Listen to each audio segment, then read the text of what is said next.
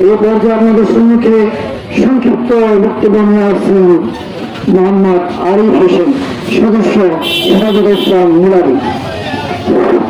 বিসমিল্লাহির রহমানির রহিম।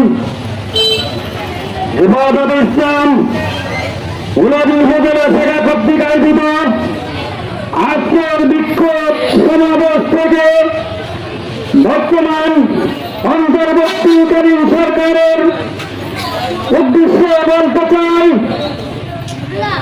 নারী সংস্কার কমিশন ইসলাম বিরোধী যে প্রতিবেদন দাখিল করেছেন তা অনতিবিলম্বে বাতিল করতে হবে।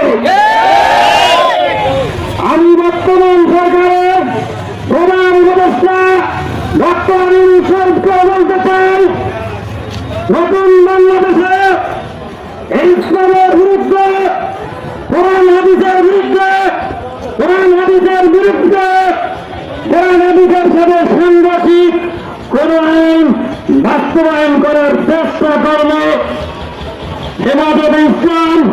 এর কর্মীদের একদিন রক্ত থাকছে ইসলাম বিরোধী কোন আইন বাংলার জমিনে কায়েম হতে দেবে না।